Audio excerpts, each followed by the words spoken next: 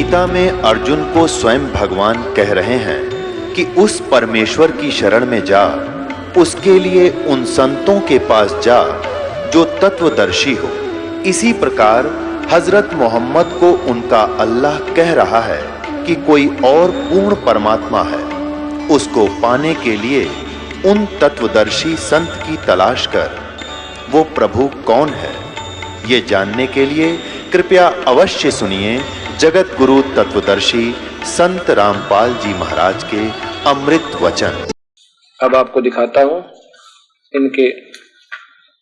अब चक्कर ये है कि सच्चाई अब स्वीकार करने को कोई तैयार नहीं। बात ये नहीं कि मैं इनकी त्रुटियां दिखा रहा हूं, मैं सिर्फ ये कंपेयर करना चाहता हूं कि जब तक हमें सत भक्ति नहीं मिलेगी, ये काल हमें ऐसे जाल में फंसाए रखेगा और ये जीवन व्यर्थ होगा या मान बढ़ाई कितना काम नहीं आवे।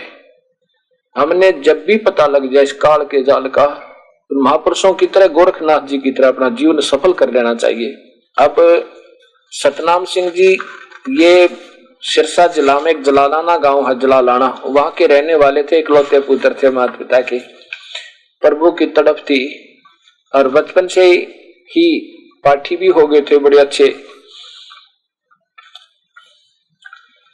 उसके बाद शाह मस्ताना जी ने इनको आज यहाँ बेगू रोड पे सिरसा में गद्दी नसीन कर दिया। देखिएगा वही सतगुरु के परमार्थी कृष्णों के वृतांत भाग पहला और इनके संग्रहकर्ता पूज्य हजूर महाराज श्री गुरमीत सिंह जी, डेरा सच्चा सौदा, सिरसा, हरियाणा। ये दूसरे नंबर के महापुरुष है श्री शाह मस्ताना जी के तुरंत बाद। ये देखिएगा, ये है श्री आदरणीय श्री सतनाम सिंह जी महाराज। ये देखो, परमपिता शाह सतनाम जी महाराज। अब देखो इनकी शकल ही कितनी अच्छी लगे, महापुरुषों जैसी, कितने धार्मिकता झलक रही है इस उम्र में। क्योंकि अगर घी निकल जाए पात्र में से फिर भी चिकनाहट बनी रहती है। अब देखिए उनका जन्म सन 1919 में, ये जलालाना गांव के रहने वाले थे।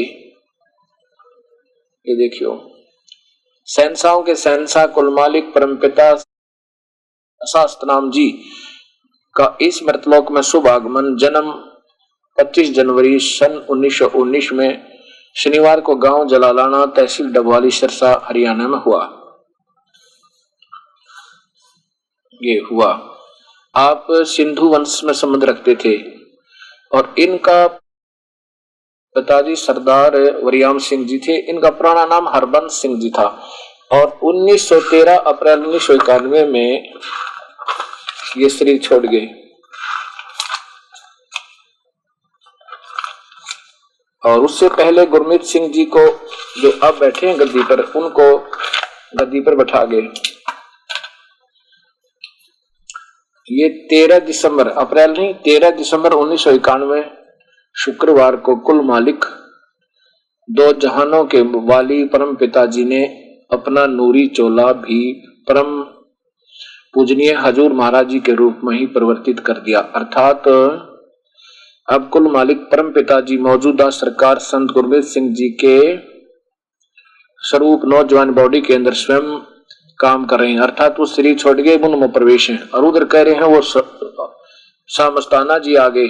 अब कुछ तो सोचना चाहिए महापुरुषों ने लिखने से पहले, तुम क्या बताने जा रहे हो इन बड़ी आत्माओं को। अब देखना इन महापुरुष का, श्री सतनाम सिंह जी का जीवन चरित्र है। इतनी पुण्यात्मा थी और सन 1960 से सन 1991 तक 31 वर्ष तक सतनाम जी यहाँ पर रहे और गद्दी पर रहे। बहुत कुछ लाभ हुआ दुनिया को, ऐसा इन्होंने लिखा। अब देखो ये है, आप देखिएगा इस पुस्तक में इनका जीवन लीला देखा, आदमी का आंखें में आंसू आ जा। परमहंस परमात्मा की अपना जीवन कैसे बिना सतभक्ति के कैसे अधूरा रहा। मेरा सतगुरु का सफरनामा और मेरे सतगुरु की जीवों उद्धार यात्रा, डेरा सच्चा सौदा, सिरसा, हरियाणा। अब यहां देखिएगा इनका मेरे सतगुरु का सफरनामा ज्ञानी प्रीतम सिंह, डेरा सच्चा सौदा, सिरसा, ये हरियाणा, यहां से ये छपा हुआ है। और इसके मुद्रक कौन है? इसने लिखा है कि मैंने ये पुस्तक सतनाम सिंह जी से आज्ञा लेकर और तब बनाई थी। प्रकाशक है इंद्र सेन, प्रबंधक, डेरा सच्चा सौदा, सिरसा। नीचे देखो, ये है मुद्रक है, पहली बार 1992 में। मुद्रक है इंद्र सेन, परमार्थ उपदेश प्रिंटिंग प्रेस, डेरा सच्चा सौदा, बेगू रोड, सिरसा में। अब इसके यहां देखिएगा, प्रश्न नंबर 12 और 13 पर देखो नीचे, 22 फरवरी को सुबह होते ही शाम को होने वाले ऑपरेशन की तैयारी होने लगी। किसकी? सतनाम सिंह जी की। ये श्री सतनाम सिंह जी जो 31 वर्ष गद्दी पर रहे, ये देखिएगा, धन्नो सबू तेरा ही आसरा, डेरा सच्चा सौदा, सिरसा, हरियाणा में शाम की मजलिस लगी हुई थी। सन 1978 फरवरी महीने को की 15 तारीख थी। अनमोल वचन सुनाए, जबरदस्त सर्दी का दिन था। साध संगत को हैरानी की को होई हद न रही जब हजूर साहब परमपिता शाह सतनाम जी, जो जिनके भी चित्र दिखाया था, तस्वीर दिखाई थी, स्वरूप दिखा, सी ने अपने पवित्र मुख से वचन फरमाए कि चाय पीकर आते हैं। इतना कहकर वे दरबार से बाहर आए। 2-3 प्रेमी सेवादार, प्रबंधक का सेवादार, साधुजन, लक्ष्मण सिंह जी आदि उनके साथ है। जब बाहर से गाड़ी स्टार्ट होने की आवाज आई तो संगत ने सुनी तो कई प्रेमी जन ध्यान इस तरफ हुआ। परम पूज्य पिताजी दर्द की तकलीफ के कारण काफी परेशान थे। पथरी थी इनके पेट में, परेशान थे और रहते थे। वो तो कहीं दूर या पास इलाज के लिए गए हैं। कहाँ गए हैं इस बात का साथ संगत पर पर्दा रखा गया था। क्यों? क्योंकि ये मुंबई पहुंचे कि यार बेरा पिट जाएगा, बीमार हो गए। के बात हुआ, संत तो बीमार भी हो जाते हैं। अब देखो, 22 फरवरी को सुबह किस होने वाली थी और ऑपरेशन की तैयारी होने लगी। परम पिताजी का 1-2 दिन से खांसी की वजह से कुछ परेशान थे। सुबह के जलवायु के बदलाव के कारण खांसी का प्रभाव बढ़ गया। ऑपरेशन के लिए खांसी को बंद करना बहुत जरूरी था। इसलिए सबसे पहले इस तकलीफ का निवारण रोकने की दवाई दी गई। नाली के द्वारा अंदर से बलगम निकाला गया। इस प्रकार परम पिताजी को तकलीफ तो बहुत हुई, परंतु थोड़ी देर बाद खांसी से बिल्कुल राहत मिल गया। उपरोक्त दुखदायी काम एक बहुत ही अनजान नर्स ने किया था। वो पहले उसके चले जाने के बाद बेपरवाह जी ने वचन किए कि इस नर्स से तो किसी पशुओं वाले अस्पताल में लगाना चाहिए था। यह तो बिल्कुल अनजान है। अब देखो, ऑपरेशन हो गया फिर महाराज जी का। अब यहां पथरी का ऑपरेशन हुआ। ये प्रश्न नंबर 10 पर देखिएगा, जसलोक हॉस्पिटल बंबई,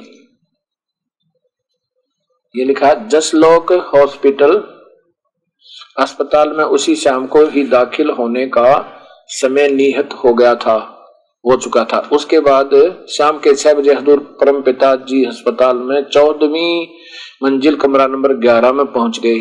वहां फिर इनका ऑपरेशन हुआ। ठीक 3:30 पर ऑपरेशन प्रारंभ हुआ, शुरू हो गया था और शाम के 5 बजे तक पूरा 1.5 घंटे तक सफलता से पूर्ण हुआ। अब आगे देखिए, यानी भाव यह है कहने का कि यहां इन्होंने कितनी तकलीफें उठानी पड़ी।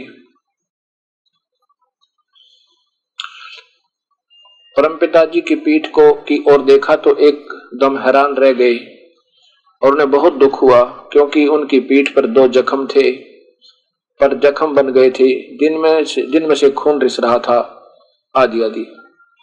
अब भाव ये है दास का कहने का, मैं ये ना सोचना कि मैं महापुरुषों को ये दिखाना चाहता हूं कि ये दुखी हुए, ये तो कर्म भोग है और ये स्वयं कह रहे हैं कि कर्म जीव का नहीं कट सकता।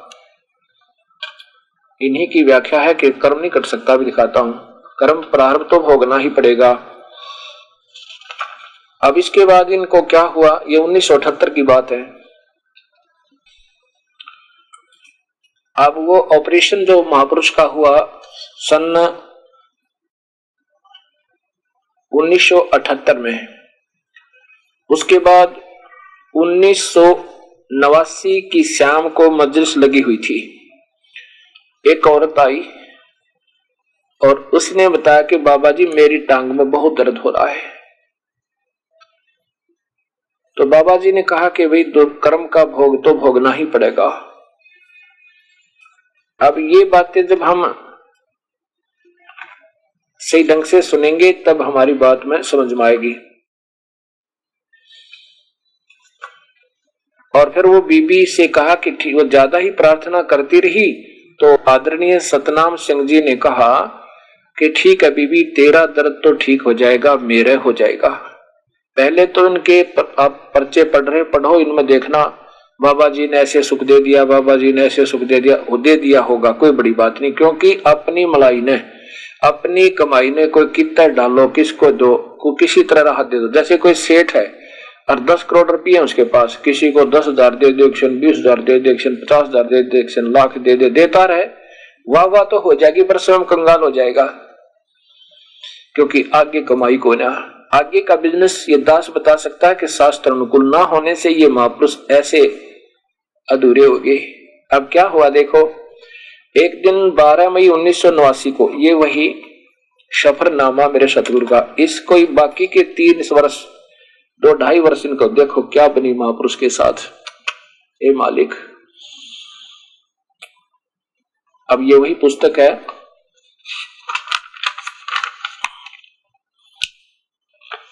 दास प्रीतम यानी प्रीतम सिंह, डेरा सच्चा सौदा सिरसा से, और ये प्रकाशक हैं इंद्रसेन प्रबंधक, डेरा सच्चा सौदा सिरसा।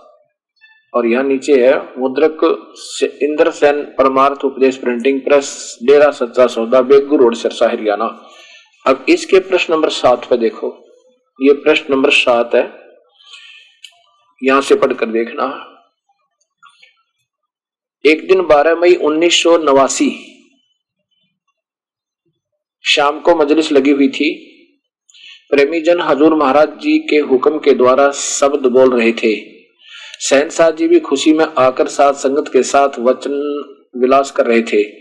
इतने में एक बीबी उठकर शहंशाह जी के पास आई, सतनाम जी के पास, अर्ज करने लगी, पिताजी मेरी टांग में बहुत दर्द रहता है और मेरे से चला भी नहीं जाता। मैं लगभग सभी डॉक्टरों की दवा खाकर थक गई हूँ। शहंशाह जी अब तो आप केवल आप ही का सहारा है, दया मेहर को फेरो जी। उस बीबी की यह बात सुनकर परम प्यारे व दयालु मेहरबान दाता जी ने फरमाया, दुख सुख तो शरीर पर आता ही आता है, हमारे लिए किए हुए अपने कर्मों का फल ही होता है और जो जीव को अवश्य भोगना पड़ता है। बोलो, सब कहते हैं स्वामी भी तो भोगना ही पड़ेगा जो कर्म है, इसलिए प्रेमी को घबराना नहीं चाहिए। परंतु बीबी के बार बार अर्ज करने पर शहंशाह जी ने दोबारा फिर फरमाया, अच्छा बीबी, तेरा दर्द तो दूर हो जाएगा और हमारे हो जाएगा। ये संतों के लक्षण है, बताओ। अब संत पहले आशीर्वाद देते थे, आराम होता था, अब फेल हो गए क्योंकि इनकी आगे कमाई नहीं बन पाई, पिछली कमाई थी वो व्यर्थ होगी। मजलिस की समाप्ति होने पर शहंशाह हजूर दयालु पिता की अपनी कुर्सी से उठकर सेवादारों के पास जाकर उन पर अपनी पावन दृष्टि डालते हुए अपनी गुफा में चले गए। अब देखो अगले दिन क्या होता है, इनकी टांग में दर्द हो गया। ये देखो 8 यहां 9 पृष्ठ पे शहंशाह जी सारी संगत को आज्ञा देकर अगले दिन जब स्वयं ही उठकर गुफा को जाने लगे तो साथ चलते हुए सेवादारों ने यह महसूस किया कि जैसे शहंशाह सतनाम जी अपने एक पैर में कुछ तकलीफ महसूस कर रहे हों। यह देखकर सभी सेवादार अति चिंतित थे। दूसरी तरफ अंतर्यामी सतगुरु जी ने अपने सेवादारों की मानसिक दशा को भली भांति जानते थे। साथ चल रहे अपने प्यारे सेवादारों को धैर्य देते हुए कहने लगे कि भाई चिंता ना करो, यह तो बैठने के कारण जरा सो गया है, कुछ दूर और चलने पर ठीक हो जाएगा। और साथ में यह भी फरमाया कि हमारी टांग ने भी कल वाली बीबी की रीस कर ली। ओहे दर्द कहते मेरा हो गया भी। शहंशाह जी के वचन मुताबिक कुछ देर के बाद टांग का वह दर्द आप ही ठीक हो गया। अब देखियो ठीक नहीं हुआ, आगे बहुत बुरा हाल हुआ इनका। ये देखियो आगे। अब प्रश्न नंबर 17 पे उसी पुस्तक के नीचे देखिए। अगले दिन मंगलवार 17 मई को सुबह की मजलिस समाप्त होने के बाद शहंशाह जी जो स्टेज से उतरकर गुफा को जा रहे थे तो शाही सेवादारों ने महसूस किया कि हजूर परमपिता जी की एक टांग में बहुत तकलीफ है, पर वे छुपा रहे हैं। उस दिन काफी तकलीफ थी, परंतु बेपरवाह जी ने इसे प्रकट नहीं होने दिया। दरबार के साधु तथा सेवादारों ने आपस में सलाह करके हजूर परमपिता जी को किसी अच्छे माहिर डॉक्टर से चेक करवाने के लिए प्रार्थना की। सेवादारों की बात सुनकर बेपरवाह जी खूब जोर से हंस पड़े और कहने लगे, बेटा हम डॉक्टरों को तो दिखा ही रहे हैं, वेले खाली तो बैठे नहीं। 2-3 डॉक्टर से बुधरवाली में भी चेक करवा आया था। अब छुप के करवा रहे थे।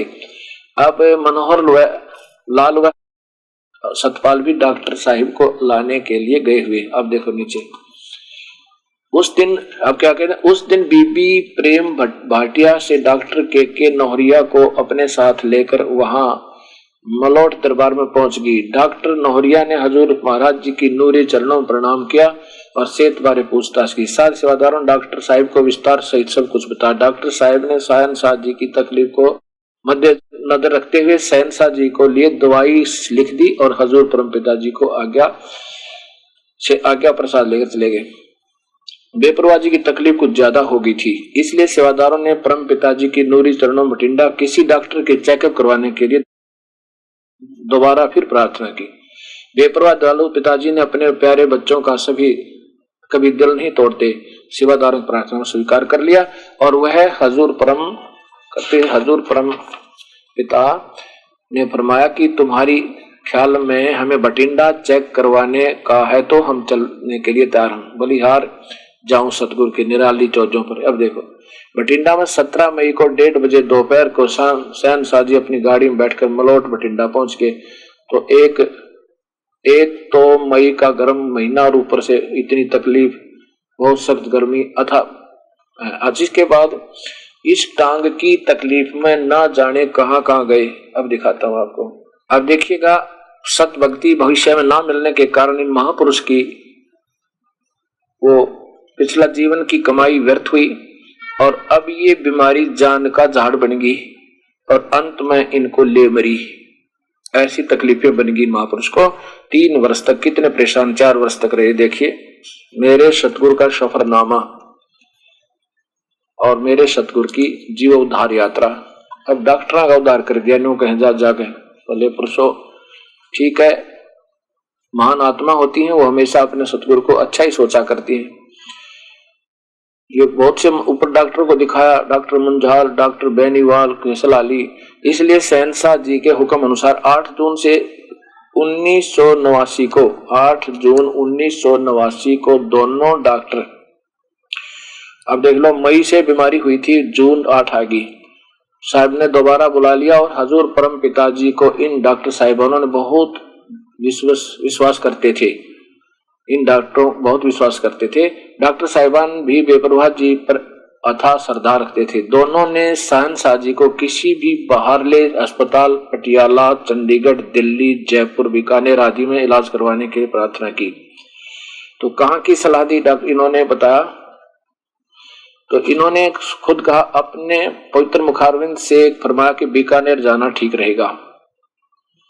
उस बीमारी के लिए फिर बीकानेर पहुंचे, तैयारी होगी। बीमारी का एकमात्र, ये तो फिर प्यार में लिखते महात्मा अपने संतों की। ये देखिए बीकानेर से यात्रा 8 जून को 1979, यानी इतनी शीघ्र वहां से चल पड़े, इतनी सख्त बीमारी थी। फिर वहां रहे 21 दिन और कहां गए फिर ये दिखाता हूं आपको। अब जब महात्मा जी ने देखा कि 1989 में अब शरीर जाने वाला है, बहुत तकलीफ बढ़ गई है, तब इन्होंने क्या कहा कि कोई मुंडा ढूंढ कर दो, कोई बंदा ढूंढ कर दो गद्दी नशीन, अर्थात स्वयं फैसला नहीं कर सके कि किसको बैठाऊं। कहा कि फिर ये देखो इसी के यही वो सतगुरु का सफरनामा प्रश्न नंबर 48 पे देखिएगा कि जब वहां बीकानेर में बहुत दुखी हो गए महात्मा जी, तब उन्होंने कहा प्रश्न नंबर 48 पे, अब यहाँ एक दिन हजूर महाराज जी अपने कमरे में किसी गहरी सोच में बैठे थे। अपने मालिक वाली को, दो जहान को इस प्रकार उदास देखकर नजदीकी सेवादारों श्री गुक्कर सिंह और मोहन सिंह व श्री लक्ष्मण सिंह को बहुत चिंता हुई। उन्होंने बेपरवाह जी से के चरण कमलों में प्रार्थना की, सच्चे बादशाह जी आप बहुत उदास हैं, सच्चे बादशाह जी आप जल्दी ठीक हो जाओ जी। आप जी को इस प्रकार उदास देखकर हम बहुत चिंतित होने लगते हैं, चिंता होने लगती है और मन में कई प्रकार के विचार उठते हैं जिससे हमारा दिल बैठने लगता। अब देखो नीचे सतनाम जी महाराज कहते हैं कि दूसरी बार फिर बेपरवाह जी ने अपनी ही बात को जोर देते हुए कहा कि मानोगे ना। सेवादारों ने इस बार अपने कान पकड़कर नम्रता से हाँ जी में उत्तर दिया। इस पर बेपरवाह सतगुरु जी ने फरमाया, डेरे में पहुंचते ही मीटिंग रखो और वहां से जाओ तुम और चर्चा सौदा मीटिंग रखो, हमें बंदा गद्दी नशीन ढूंढ कर दो। अर्थात स्वयं फैसला नहीं कर पाए कि किस न बैठाऊं, ये तो फिर बाद में काफी मीटिंग हुई। कोई तो मैनेजर साहब को कह रहा था, कोई गुरमीत सिंह जी को कह रहा था, कई मीटिंगों में जाकर फैसला हुआ हम ठीक ही है और बिल्कुल ठीक हो जाएंगे, हम ठीक ही हैं और बिल्कुल ठीक हो जाएंगे। अब 13 जुलाई को डिफेक्ट हुआ टांग में, क्योंकि बीपी को आशीर्वाद दे दिया कि तेरी टांग ठीक हो जाएगी और मेरी में दर्द हो जाएगा, और उसका प्रतिफल स्वयं महापुरुष जी को भोगना पड़ रहा है, अभी तक पीछा नहीं छूटा। अब ये बातें जब हम सोचेंगे विचार करेंगे, इसमें ये नहीं सोचना चाहिए कि हम किसी का बुरा या वैसे किसी की निंदा करने की ही कोशिश होती है, नहीं। हम सिर्फ यही बताना चाहते हैं कि सत भक्ति ना करने से हमारे साथ ऐसी घटनाएं घटेंगी और जो बाद में हमें बहुत भारी हो जाएंगी। अब तो कोई जरा सी बात लगती है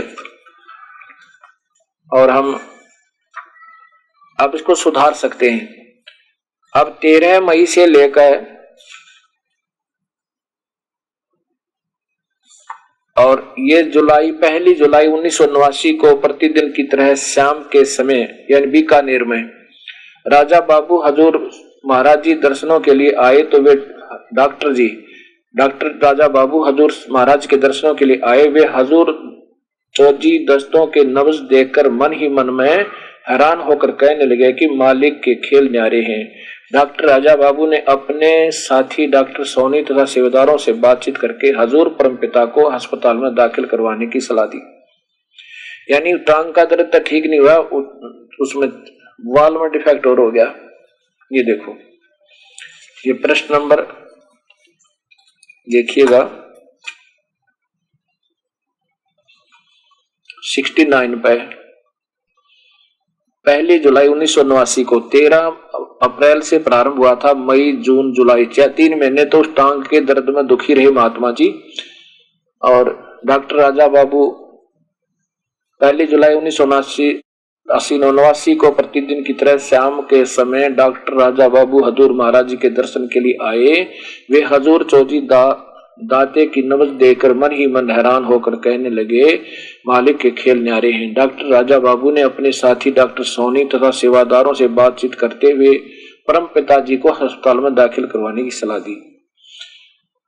सेवादार डॉक्टर साहब की अचानक अस्पताल में दाखिल करवाने की सलाह को सुनकर एकदम हैरान हो गए, परंतु फिर भी डॉक्टर साहिबान की हिदायत के अनुसार परम पिता को उसी रात ही अस्पताल में दाखिल करवाया।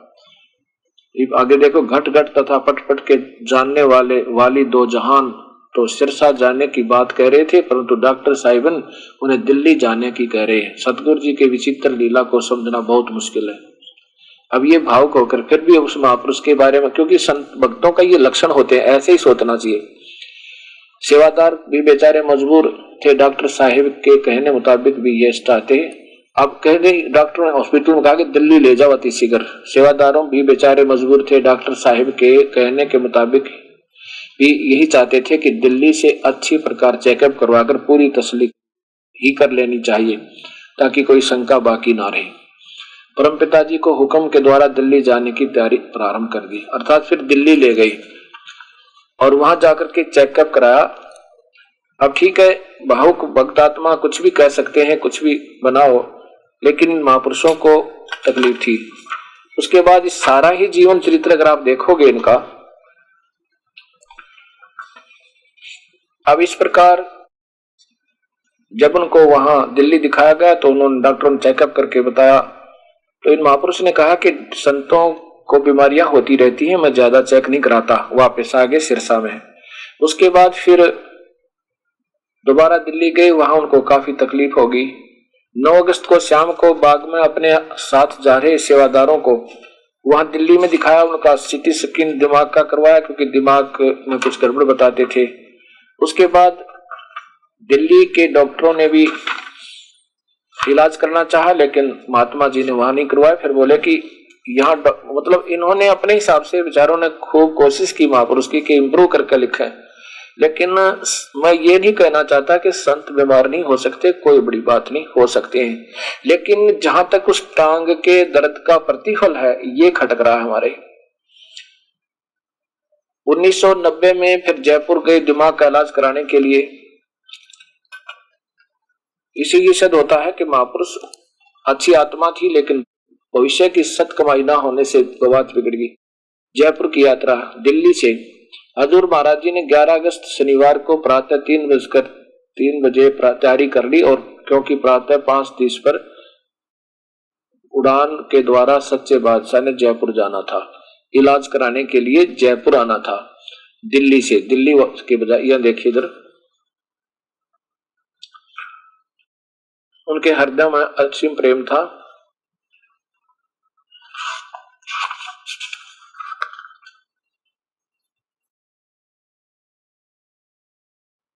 ये पृष्ठ नंबर 87 पे है। 9 अगस्त की शाम को बाग में अपने साथ जा रहे सेवादारों को संबोधित करते हुए शहंशाह जी ने अपने पवित्र नूरी मुखड़े से फरमाया, हमें सभी साधुजन व सेवादार बार बार कहते हैं कि पिताजी आप जी को अवश्य किसी अच्छे अस्पताल में चेकअप करवाना चाहिए।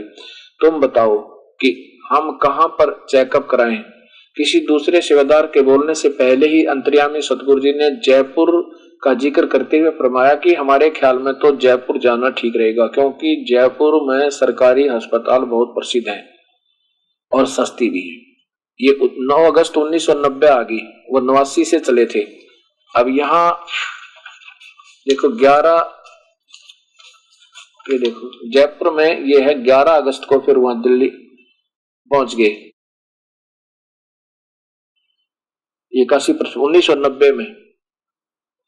1990 में 11 अगस्त 1990 में वहां जयपुर पहुंच गए, और जयपुर में जाकर के जहाज के द्वारा गए, लेकिन वहां डॉक्टर कुछ पूछे, जवाब महात्मा जी कुछ दे, क्योंकि दिमाग में कुछ ऐसी गड़बड़ भी दिखाई दी। और लेकिन बाद में फिर वो कहने लगे मैं कोई इलाज नहीं कराऊंगा। अब ये दास साहब को यह बताना चाहता है कि इन महान आत्माओं को सतमार्ग ना मिलने से भले ही इनको अब बुरा लग रहा होगा, बेशक लगे, क्योंकि सच्चाई सच्चाई ही होती है। ये मनुष्य जीवन ऐसे खोने का नहीं है, हमें कोई आधार पर आधारित होना पड़ेगा, कोई बेस पे चलना पड़ेगा। अब जैसे वेद और गीता ये ब्रह्म साधना के मुख्य मार्ग हैं, मार्गदर्शक हैं, इन्हीं के आधार पर कोई संत बतावे तो ब्रह्म साधना काल साधना यहाँ तक होगी। अगर यहाँ से भी नहीं प्रारंभ हुई तो उनके पास पल्ले कुछ भी नहीं रहा और वो अपना जीवन व्यर्थ कर गए। और उसके बाद कबीर परमात्मा को ही हमने पूर्ण परमात्मा है, और उनके आधार पर हमने सच्चा नाम का जाप करना पड़ेगा। सावन सिंह जी ने उन्हें 5 नाम दिए श्री सामस्ताना जी को, उन्होंने धन धन सतगुरु और जिंदा राम नारा लगा दिया। तो वहीं से वो गुरु मर्यादा भंग होने से वो सीढ़ी उसे उतर जाते हैं। गुरु सीढ़ी से उतरे वो नाम बे वो ना हो, और वाह को काल घसीटेगा रख सके नहीं को, ऐसे कबीर साहब की वाणी है। अब जैसे सावन सिंह जी की ही आपको फिर लीला दिखाता हूं कि उनको ये क्या मानते हैं कि परमात्मा गुरु है बस, और वो गुरु के रूप में हमें साक्षात दर्शन देते हैं। और यही हमने देखना होगा कि वो काल बड़ा चालबाज है, इन महापुरुषों को गुमराह कर देता है। बाबा जयमल सिंह जी के जाने के बाद हजूर सावन सिंह जी को गद्दी पर बैठा दिया, अब देखियो, परम संत बाबा जयमल सिंह जीवन चरित्र, परम संत बाबा जयमल सिंह जी महाराज और कृपाल सिंह जी जो सावन सिंह जी के सीधे से हुए हैं, उनकी कर कमल के द्वारा लिखा है। इसके 108 पृष्ठ पर, इसमें क्या लिखा है 108 पृष्ठ पे कि परमात्मा गुरु जी क्या मर जाते हैं, और मर जाते हैं तो क्या वो कभी फिर दर्शन देते हैं? तो इन्होंने कहा कि संत नहीं मरते, संत कभी मरा करते हैं। अभी दिखाता हूं वो कैसे दर्शन देते हैं। उनका रूहानी रूप हमारे सामने से आ जाता है और हमें आदेश देता है, साक्षात बात होती है। अब प्रश्न नंबर 108 पर देखिएगा, पूरा गुरु। अब यहां बताते हैं कि बाबा सावन सिंह जी महाराज, इस सावन सिंह जी के ही ये शाह मस्ताना जी बिलोचिस्तानी परम संत शाह मस्ताना जी शिष्य हुए हैं, और जो ये सावन सिंह जी ही आदेश दे रहे हैं कि गुरुजी जयमल सिंह बोले कि बेशक दारू दूरू पी ले, मांस मूस खा ले, कोई दिक्कत नहीं, तो कहे कि ये परंपरा बनी रही। बाबा सावन सिंह जी महाराज ने अपने एक शिष्य को चिट्ठी लिखी जिसमें परमार्थ में जिंदा गुरु के महत्व का बड़ा सुंदर वर्णन किया। वे लिखते हैं कि जब टांग की हड्डी टूटने के कारण मैं अस्पताल में था तो एक दिन अभ्यास में बैठे हुए मुझे बाबा जी के स्वरूप के या उन्हीं जैसी शक्ल के या उन जैसी शक्ल के है काल के जाल देखो दर्शन हुए, और उन्होंने कहा सख्त, अब देखो सख्त जरूरत के समय मांस और शराब का सेवन करने में कोई हर्ज नहीं है मालिक। अब ये इन पंथों में ये चल पड़े, ये तो मुख्य संत के जुबान ने मुबारक है। सावन सिंह जी जो शाह मस्ताना जी के पूज्य गुरुदेव हुए और कृपाल सिंह जी के पूज्य गुरुदेव हुए, क्योंकि ये सब पंथ जो है उस मूल अपने मूल पंथ प्रवर्तक से भी कटे हुए हैं, इसके लिए इनके आगे आगे काल खूब नचा रहा है। अब देखो कहते हैं मैं अब मेरी टांग की हड्डी टूटने के कारण अस्पताल में था तो एक दिन अभ्यास में बैठे मुझे बाबा जी के स्वरूप जयमल सिंह जी ने दर्शन दिए, मेरे गुरुदेव ने, या उन जैसी शक्ल के हुए, और उन्होंने कहा सख्त जरूरत के समय मांस और शराब का सेवन करने में कोई अर्ज नहीं। लेकिन जब मैंने 5 नाम का सुमन किया तो वो स्वरूप उठ गया, तो उठ चला गया। क्यों? उनसे डर गया का 5 नामों से आपके गुरुजी भाग गए। जब चूंकि मैंने बाबा जी को जिंदा साक्षात देखा था और उनका रंग रूप मेरे नैनों में बसा हुआ था, इसलिए मैंने धोखा नहीं खाया। फिर ये भी लिखा या उन जैसी शक्ल, असमंजस तो स्वयं यही है। अब मैं जो कहना चाहता हूं, ये दास कोई किसी की निंदा नहीं करना चाहता, पर आपको महसूस अवश्य होगा क्योंकि ये विषय ही ऐसा दे दिया दाता ने मुझे, और मेरा फर्ज बन गया इस सत्य को सत्य कहने का, चाहे किसी को भावे अच्छा लगे चाहे बुरा लगे या दास को निंदक समझो, लेकिन बाद में आपको इस बात का एहसास होगा कि मैं आपका दोस्त हूं, दुश्मन नहीं। पीछे हमारे पूर्वजों से जो बनगी सो बनगी, वहां तक तो काल जो कर गया हमारे साथ खेल कर गया, परंतु ये भी तो समझ ले। अब तो हमने सोचना चाहिए, सत्य हमारे सामने है, विचार करो इन शास्त्रों को, फिर देखो उन अपने मूल मालिक के शास्त्रों को, कबीर परमात्मा के सत्य मार्ग को, क्योंकि जितने भी ये पंथ अब संत मत का दावा करते हैं वो कबीर साहब के ही वाणियों को लेकर के उन्हीं के आधार पर अपनी अपनी सोच से चल पड़े, लेकिन उस मूल मालिक का सही ज्ञान न होने से फिर अधूरे ही रह जाएंगे और यह जीवन व्यर्थ हो जाएगा। इसलिए दास की अर्ज है इस पर पुनर्विचार करें, अपना दुश्मन ना समझे, दोस्त समझे, और कोई दिक्कत है तो दास हाजिर है, दासों का दास है आपका, कभी भी आ सकते हैं, और प्यार से बैठकर सभी सत्य दशा संत मार्ग को और इन भोरी आत्माओं को सत्य मार्ग बताएं, बेड़ा पार हो जाएगा। आभारी होगा आप सभी का ये आने वाले हमारे संतान, हमारे भक्तात्मा सत्य मार्ग पाकर सीधे ही लग जाएंगे प्रभु के ऊपर। प्रभु एक और एक ही उसकी भक्ति होगी, अन्य हो ही नहीं सकती। इन सभी में से एक ही ठीक होगा, बाकी सब गलत होंगे, चाहे कोई भी हो सके। इसलिए इसका फिर निर्णय करें, एक बार दोबारा देखें सारे शास्त्रों को, कोई ऐसी बात नहीं, जब भी सूत आ जाए तभी उसको उल्टा हो जाना चाहिए, और सतमार्ग को स्वीकार करने में कोई पाप नहीं और कोई मानहानि नहीं होती। सत आपको कबीर पंथियों की भी अधूरी सोच और सत्य ज्ञान न होने से कबीर परमात्मा को यानी प्रधानमंत्री को समझो एक विभागीय मंत्री के सम तुलना करते हैं, तो उन महापुरुषों को कितना ज्ञान होगा ये भक्त समाज स्वयं ही फैसला करेगा। अब काशी के अंदर बनारस में कबीर चौरा मठ है, और जो कबीर पंथ का एकमात्र प्रमुख स्थल माना जाता है कि जो वहां महंत संत विराजमान होते हैं वो कबीर साहब के बारे में पूरी जानकारी रखते हैं, ऐसा आम व्यक्ति की सोच है और ये स्वाभाविक भी है।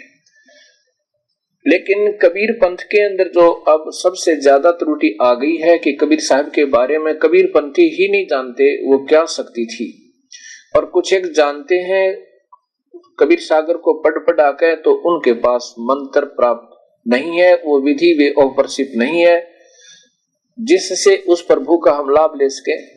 अर्थात जिनको ज्ञान है कबीर पंथियों को वो भी अधूरे, क्योंकि उनके पास way of worship according to the god Kabir नहीं है, उनकी पूजा की विधि कबीर साहब के मार्गदर्शन अनुसार नहीं है, इसलिए वो भी अधूरे। और जिनको ज्ञान नहीं कबीर पंथियों को कि कबीर साहब क्या शक्ति थी वो भी अधूरे। अब आम समाज यही सोचेगा कि जो काशी के अंदर कबीर साहब का एक नंबर का स्थान माना जाता है और उसी में ऐसी अधूरी व्याख्याएं मिलती हैं संत भक्तों को पढ़ने के लिए, और उन अधूरी को वो पूरी मानकर कबीर साहब की सत्य महिमा से परिचित नहीं हो पाते। काशी के अंदर वर्तमान में जो श्री महंत जी विराजमान हैं उनका शुभ नाम है श्री महंत गंगाशरण शास्त्री।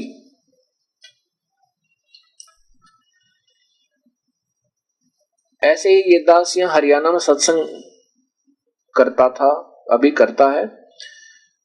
एक भक्त जो कबीर पंथी नहीं था लेकिन हमारे से कबीर साहब की महिमा को सुनकर उसको कुछ भ्रम उत्पन्न हुआ कि हो सकता है ये यहाँ अनजान व्यक्तियों को गलत मार्गदर्शन कर रहा है और इसका सत्य ज्ञान नहीं है इस संत को दास के बारे में। उसकी सोच थी जो उसने बाद में बताई।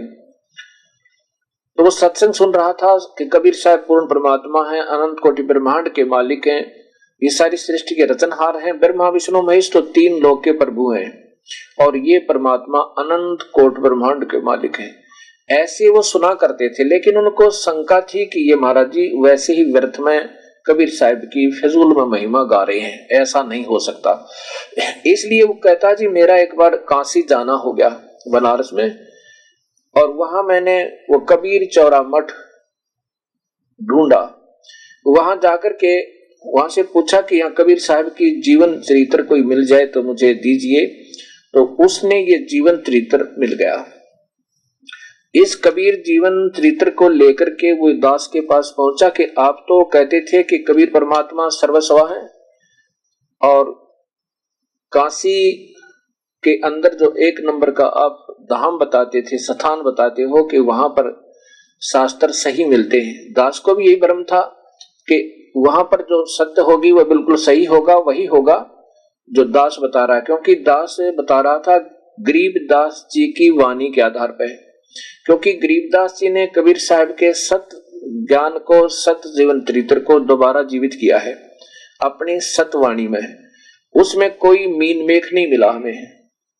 तो इस आधार से मैं भी यही कहा करता कि ये वास्तव में शास्त्र हमें वहां काशी से मिलेंगे, कबीर चौरा मठ से, वो सत्य होंगे। ये दास की भी भ्रमणा थी। तो वो इस जीवन चरित्र को लेके दास के पास आया। अब देखिएगा इसमें कितनी अधूरापन। ये है कबीर जीवन चरित्र, ये है कबीर जीवन चरित्र, और इनके लेखक हैं श्री गंगाशरण शास्त्री। कहां से? कबीर चौरा मठ से।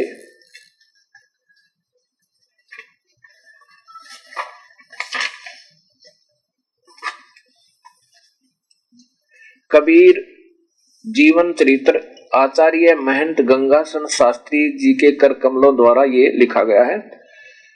और यहां देखिएगा, प्रकाशक है कबीर वाणी प्रकाशन केंद्र, C 23/5/5, कबीर चौरा मठ, वाराणसी, दूरभाष इतना इतना। और इनकी मुद्रक है शिवम प्रिंटर्स इतना इतना, Indian press colony, Maldahiya, Varanasi इतने। इन्होंने क्या लिखा है कि मैंने इस महापुरुष ने क्या बताया है, ये है श्री गंगा शरण जी शास्त्री, इनका चित्र है।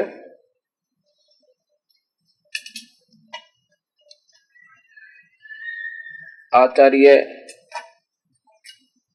श्री गंगा शरण जी महंत श्री गंगा शरण जी शास्त्री, इनका नीचे नाम भी नामांकित है,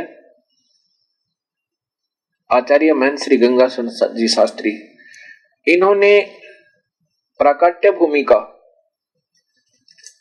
ये देखिएगा, कबीर साहिब की का प्राकट्य भूमिका में प्रारंभ में क्या लिखा है और फिर आगे चल के अपनी सोच क्या बताई है, ये दास आपको बताना चाहेगा।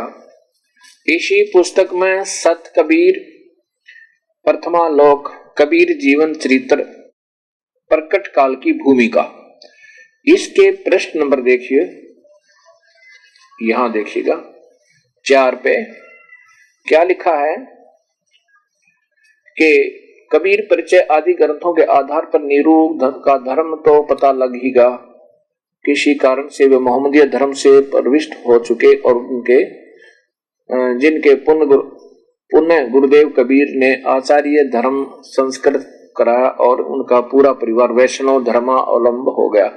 मैं ये कहना चाहता हूं, ये देखिएगा, ये महात्मा जी बताते हैं कि मैंने संग्रहित करके, ये लिखा है कि अतः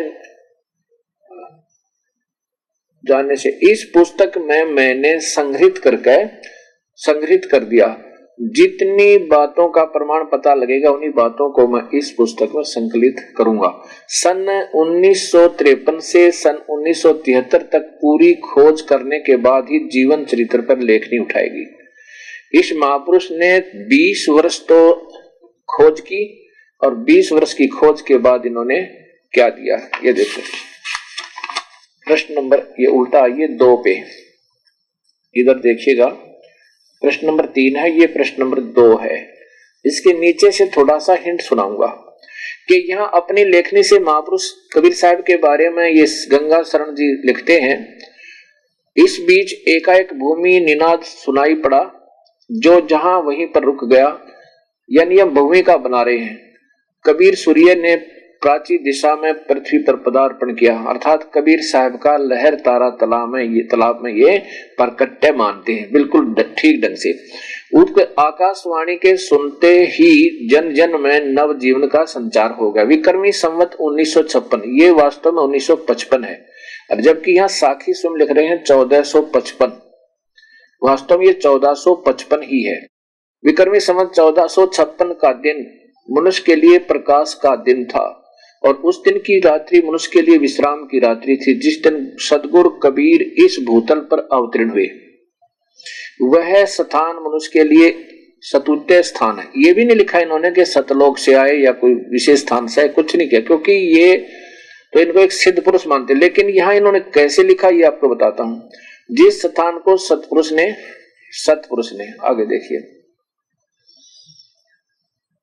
विक्रमी संवत 1456 में विशेष रूप से पवित्र किया, जिसका नाम लहर तारा सरोवर, जो भगवान शंकर की पूरी काशी के अंतर्गत विराजमान है।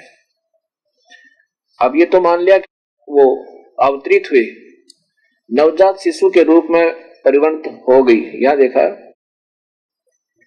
थोड़ी दूर पर संत अष्टानंद जी स्वामी की कुटिया थी लहर तारा तालाब में, और जिसकी आसनारूढ़ होकर श्री राम नाम का वे जाप कर रहे थे। उसी समय अचानक लहर तारा के कमल दलों पर एक अद्भुत दीप्तिमान ज्योति प्रकाश मंडल से मेघ मालाओं को भेदन करती हुई आई और नवजात शिशु के रूप में परिणित हो गई। चारों ओर प्रकाश छा गया, संपूर्ण सरोवर में आवा छिटक गई, सरोवर की कमल किलियां खिल गई, जल जंतु केल खड़ा करने लगे, पृथ्वी के सभी स्थानों पर शांतिपूर्ण आभास हो गया, लोगों के मन में राम नाम का उच्चारण सहज में होने लगा।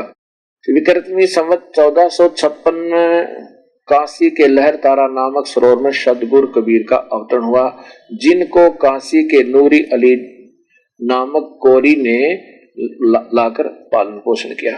अब देखो, अब यहां तो महात्मा जी बिल्कुल सही लिख रहे हैं। क्या लिख रहे हैं कि कबीर साहब अपने सब ऊपर आकाश से कोई शक्ति तेज आया और वहां पर बालक का रूप बना लिया और नीरू और नीमा उसको ले गए, उनका पालन पोषण किया। ये नहीं बताया इन्होंने कहां से आए, कौन आए। आगे इसी पुस्तक के प्रकट काल की अंदर 7 और 8 पे देखिए, इन्होंने यहीं पर फिर बदल दिया। वहां पर क्या लिखते हैं, नीरू नीमा जा रहे थे अपने ससुराल से, नीमा को लिवा के नीरू आ रहा था। उस लहर तारा तालाब के ऊपर उन्होंने विश्राम किया, जलपान करना चाहा।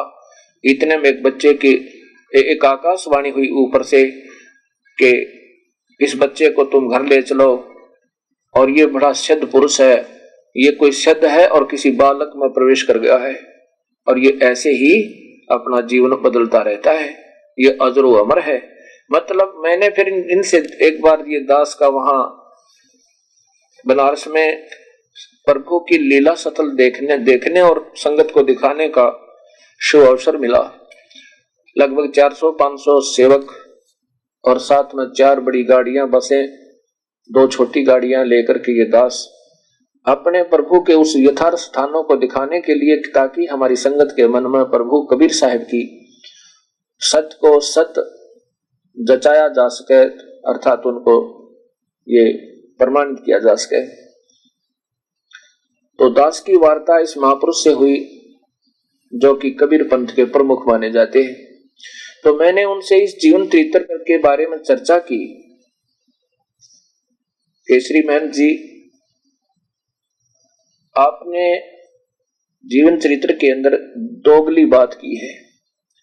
एक तरफ तो आप कह रहे हो कि वो आकाश से आए, बालक का रूप धारण किया, बहुत अच्छा, और जो मेरे पास इस जीवन चरित्र को लेके गया था उसने बताया, देखो जी यहाँ तो ये महात्मा जी ये कह रहे हैं और आगे कह रहे हैं तो कोई सिद्ध पुरुष था, किसी बालक में प्रवेश कर गया, किसी की उसमें बच्चे के शरीर में जो मृत शरीर था, आदि आदि। तो मैंने उनसे पूछा कि ये ऐसा तो नहीं होना चाहिए था, जबकि कबीर पंथ का 1 नंबर का स्थान मानते हैं आम व्यक्ति, और वहां से ऐसी दोगली परिभाषा हमें अपने भगवान की मिल रही है, तो आम समाज क्या समझेगा और क्या उसको हम बता सकेंगे। इसका उत्तर श्री महंत गंगा शरण जी ने दिया कि ये तो अपनी अपनी भावना होती है। आज का युग साइंस का युग है, ऐसे कोई नहीं मानेगा कि कोई आके प्रगट हो गया, इसलिए वो दूसरा देना पड़ा। अपनी अपनी भावना होती है। आपकी भावना ऐसी है कि वो प्रगट हुए तो आप ऐसे मान लीजिए, मुझे कहते हैं श्री गंगा शरण जी शास्त्री कहते हैं कि आपकी भावना ऐसी है तो आप ऐसे मान लिए कि वो प्रगट हुए, ठीक है, लेकिन आम समाज थोड़ा ही मानता है कि बगैर माता पिता के कोई आ सकता है। तो ये सोचना चाहिए हमने समाज का थोड़ा ही, समाज तो पहले बेचारा विचलित है, हमने तो उसको सत्य ज्ञान देना है, चाहे वो अब माने या ना माने, सत्य को मानना ही पड़ेगा। अब यहां देखो, वो तो थी भूमिका, प्रश्न नंबर 2 और 3। अब देखिएगा, ये प्रथमावलोक, प्रगट काल, हाँ ये तो भूमिका, ये तो भूमिका में आपने पढ़ा, और इसके बाद है ये सदगुरु का प्रगट स्थल।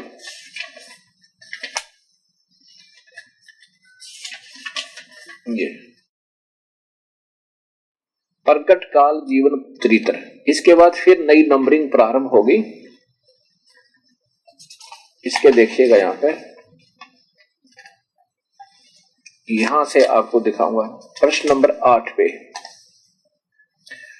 अब यहाँ अलग से प्रकरण दिया सारा, फिर ये थोड़ा ही दिखाऊंगा, पढ़ सकते इसको। इधर नीमा देवी भगवान हरि से मन ही मन प्रार्थना कर रही थी कि मेरे पति की मति विमल हो जाए और इस नवजात शिशु को घर ले चलने के लिए राजी हो जाए।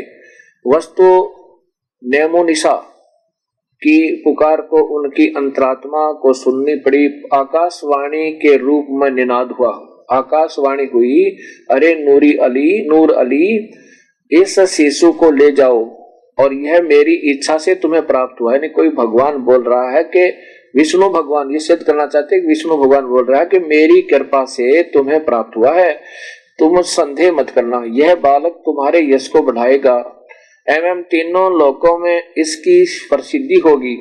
इस बालक के रूप में मैं स्वयं परात्पर शक्ति ही है, ऐसा समझो। अतः आकाशवाणी की बात को सुनकर मियां नीरू करबत प्रार्थना करने लगे और बोले, प्रभो यह बालक किसका है? आकाशवाणी ने कहा कि यह शिशु अयोनिज है, अनंत जन्म का योगी पुरुष है, यह इच्छाधारी योगी है, अपनी योग माया से अनेक शरीरों का त्याग करके कायाकल्प करता रहता है और जीवन मुक्त पुरुष है। यह प्राण अपान की गति जानता है, यह कभी काल के अधीन नहीं होता, सदैव कायाकल्प करता रहता है। अनेक बार इसने संसार का उपकार किया है। यह गत रात्रि अचानक यहाँ पर प्रकट हुआ है, यह बालक के शरीर में प्रवेश कर गया है। कोई सिद्ध पुरुष है जो बालक के शरीर में प्रवेश कर गया, अर्थात ये प्रकट नहीं, ऊपर से नहीं आया। अब यहाँ सिद्ध कर रहे हैं, इस बालक को अल्प अवस्था के कारण संज्ञा सुन जैसा प्रतीत हो रहा है, परंतु इसमें संज्ञा विलोप नहीं है। यह तुम्हारे घर जाना चाहता है, इसलिए अपनी धर्मपत्नी को आदेश दो कि सरोवर से बाहर ले आकर चले, यह मेरा अंश है। यानी विष्णु बोल रहा है कि इस कहना चाहते हैं, विष्णु बोल रहा है कि मेरा अंश है, मेरा भेजा हुआ है, मेरा अंश है, यानी मेरा कोई नौकर ना करे।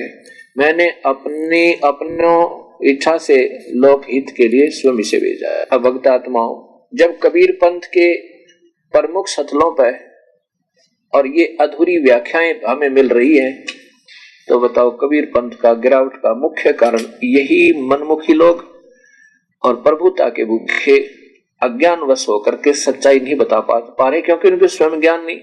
इनको आप ही जिनके गुरु ऐसे रहे होंगे अधूरे, तो उन शिष्यों को क्या मिला और इनके अनुयायियों को क्या मिल रहा होगा, ये आप स्वयं सोच सकते हैं।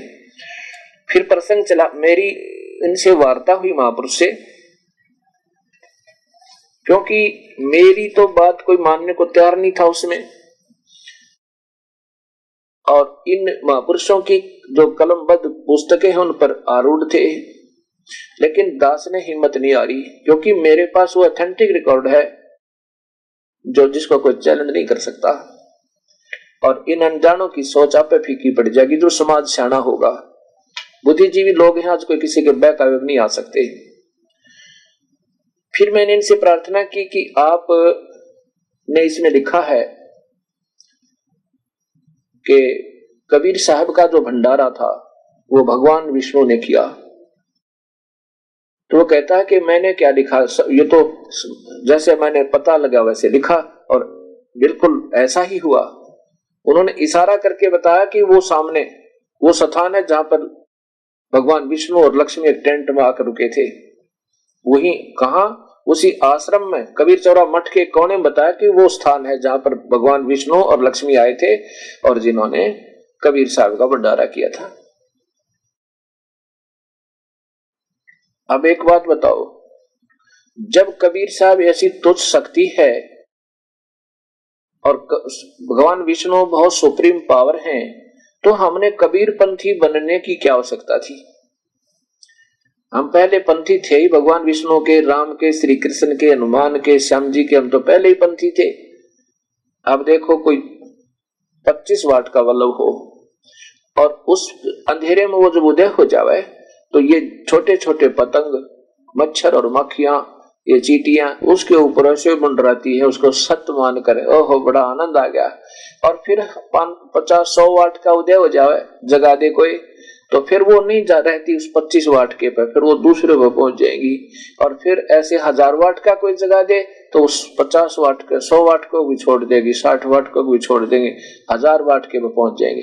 ऐसी हमारी वृत्ति है, हम निम्न सतर को त्याग कर ऊंचे को चलना चाहते हैं, ये बट नेचुरल है और ऐसा ही होता है। हम कबीर पंथी ये दास तभी बिना जब कबीर साहब की समर्थता इन ब्रह्मा विष्णु महेश से असंख्य गुनी ज्यादा थी, नहीं तो हम कबीर पंथी क्या जरूरत थी बनने की। हम तो पंथी थे ही पहले, हनुमान पंथी थे, श्री कृष्ण राम पंथी थे, ब्रह्मा विष्णु महेश पंथी थे। अब इनकी सोच इतनी इनकम्प्लीट है, इन कबीर पंथी कहो और उसी का गरीबदास पंथी, घीसा पंथी, इनको अपने ही मालिक के बारे में सत्य ज्ञान नहीं और ना ही उनकी वे ऑफ वर्स इनके पास है। और जगह जगह आश्रम और जगह जगह ये संत अपार्टमेंट बने बैठे और जिसके कारण ये सब विचलित हो चुका है। हर स्थान पर न्यारी न्यारी व्याख्या मिलती है तो ये भगत समाज टक्कर मार रहा है बेचारा, और अंत में अपना जैसी भी अधूरी सधूरी इसको ज्ञान शिक्षा मिलती है, दीक्षा मिलती है, उस पर आधारित होकर अपना जीवन व्यर्थ कर जाता है। ये दास भी ऐसे भ्रम भटक रहा था। अब मुझे वो बात याद आती है कि यदि ये मार्ग ना मिलता मालिक क्या बनती इस दास के साथ। और इसी उद्देश्य को लेकर के आज ये समाज को सत्य बताना चाहता है ये दास प्रभु रजा से कि मेरे जैसे दुखी आत्मा बहुत हैं जो प्रभु की तलाश कर रहे हैं पर उनको सत्य मार्ग नहीं मिल रहा, और जैसा उनको मिला हुआ उसको बिल्कुल आरूढ़ हो चुके हैं उन अनजान संतों के आधार पर।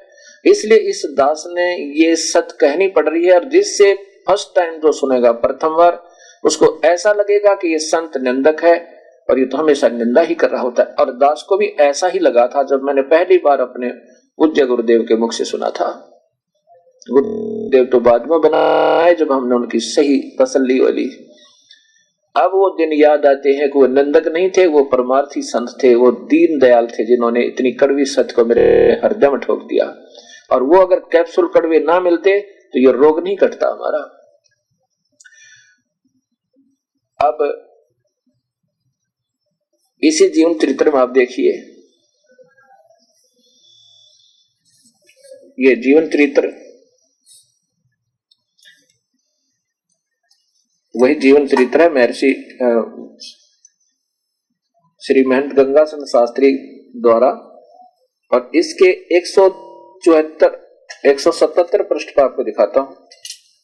ये पृष्ठ नंबर 174 और नीचे देखिएगा कबीर साहब का भंडारा, ये वर्णन चल रहा है। यहां पर देखिएगा ये पृष्ठ नंबर 177 देखिए, 176 से देखिए नीचे, हिंट सा दूंगा आपको। इस प्रकार साहब की आज्ञा पाकर संतों ने आकर साहब के उपयुक्त संदेश को उपस्थित भीड़ को सुना दिया। यानी सब लोग आगे के भंडारा हो रहा है, सभी लोग राम धौनी में लग गए, उधर कबीर साहब हरि चर्चा में लगे। ऐसे जान पड़ता था कि उन्हें इस आगंतुक भीड़ का पता नहीं है। कबीर साहब को तो कोई मालूम नहीं, ऐसा लग रहा था। सतगुरु की इस विशुद्ध दशा को देखकर, बुरी दशा देखकर श्री मायापति भगवान केशव ने के श्री कृष्ण जी विष्णु जी, भगवान विष्णु जी, मायापति विष्णु जी केशव बन गए। वो विचार किया कि कबीर के आश्रम पर अपार भीड़ उमड़ी हुई है और श्री कबीर जी परम तत्व में लीन है। वस्तु अस्तु चलो भीड़ को संभाला जाए। श्री लक्ष्मी वाह जी वाह जी को भगवान ने आदेश दिया कि तुम दासी का रूप धारण कर सैकड़ों रूप हो जाओ और मैं भी सैकड़ों कबीर रूप में हो जाता हूँ। चलो कबीर के आश्रम पर भीड़ एकत्रित हुई है।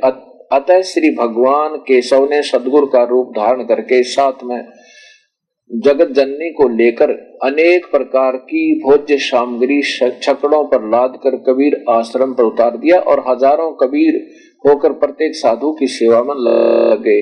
उधर जगत जननी माँ लक्ष्मी दासी बनकर सैकड़ों रूप धारण करके भोजन बना रही है। आगंतुक संतों को यह जान पड़ता है कि श्री कबीर जी की ही सेवा कर रहे हैं, कबीर जी सबकी सेवा कर रहे हैं। अब देखो, ऐसा लगता था कि ये मृत्यु लोक नहीं इंद्र लोक बनेगा। इन महापुरुषों की बुद्धि इस काल से बाहर जाती ही नहीं। इंद्र लोक, इंद्र को पता नहीं क्या मान रहे हैं, विष्णु को सर्वस्वा मान रहे हैं। और कबीर साहब के सामने विष्णु तो पासिंग भी नहीं है। इस प्रकार चहल पहल के साथ 5 दिन तक भंडारा चलता रहा। गरीबदास जी ने इसको 3 दिन बताया है, ये 5 नहीं 3 दिन। वैसे तो चाहे 10 दिन कर दो भगवान, ये तो इसमें कोई फर्क नहीं पड़ता। इस तरह की कोई त्रुटि है तो हम अवॉइड करेंगे, कोई ऐसी बात नहीं। उधर सतगुरु कबीर ने अपने ध्यान में देखा कि मेरा वास्तविक रूप धारण कर कर श्री हरि यानी विष्णु जी आकर मेरे नाम से संतों की सेवा कर रहे हैं। अतः कबीर गंगा तट से उठकर यहाँ आए और श्री हरि केशव से मिले। भगवान केशव कबीर को गले से लगा कर आंसू बहाने लगे और बोले कि कबीर मैं तुम्हारे वश में हो गया हूँ। भगवान तो क्योंकि कबीर साहब को भगत बता रहे हैं, सिद्ध करना चाह रहे हैं गंगासन शास्त्री जी, तुमने मुझे अपने वश में कर लिया है। साहब ने कहा कि हे प्रभु यह सब आपकी लीला है, आप अपने भक्तों पर बड़ा कृपा करते हो। कबीर साहब कहते हैं सदा उनकी देखभाल करते हैं। कबीर की इन बातों को सुनकर भगवान श्री हरि ने कहा कि यह सब आपकी महिमा जो मुझे बुलाकर संतों की सेवा कराने का अवसर आपने दिया। श्री हरि ने कहा कि आप और मैं एक ही हूँ, केवल देखने में 2 रूप हमारे हैं। यानी विष्णु तक ही सीमित कर रहे हैं कबीर साहब को। या इन्होंने अपनी सोच और एक्स्ट्रा लिख दी कि कबीर पंथी नाराज ना होंगे। कि श्री हरि ने कहा कि आप और मैं एक ही, यदि कबीर और विष्णु जी को ये एक ही सिद्ध करना चाहिए। प्रधानमंत्री को, राष्ट्रपति को, विभागीय राज्य के प्रांतीय विभाग मंत्री से तुलना कर रहे महापुरुष जी। इनकी बुद्धि देखना समाज भगत समाज। श्री हरि ने कहा कि आप और मैं एक ही हूँ, केवल देखने में 2 रूप हमारे और आपके लगते हैं। हे कबीर जब मैं मनुष्य रूप में, अब ये सोचने की बात है, मनुष्य रूप धारण करता हूं तो मेरा सारा कार्य मनुष्य जैसा होता है, इसलिए भक्त और भगवान में कोई अंतर नहीं होता। हे भक्त, जो भक्त है वही भगवान है। इस प्रकार भगवान श्री हरि और कबीर के अनेक प्रकार की ज्ञान की चर्चा हुई, जिसको श्री गरीबदास जी महाराज ने विस्तृत पूर्वक लिखा। इससे सिद्ध होता है गरीबदास जी की वाणी भी महात्मा ने नहीं पढ़ी। अगर ये पढ़ी होती तो ये अधूरी सोच नहीं लिखते, अपने तुक्के फिर भी लगाने होते इन महापुरुषों ने। जबकि गरीबदास जी ने स्पष्ट कहा कि कबीर साहब तो स्वयं ही सतलोक गए और सतलोक से वो सारा सामान लेकर आए, अपना ही दूसरा रूप केशव बनाया।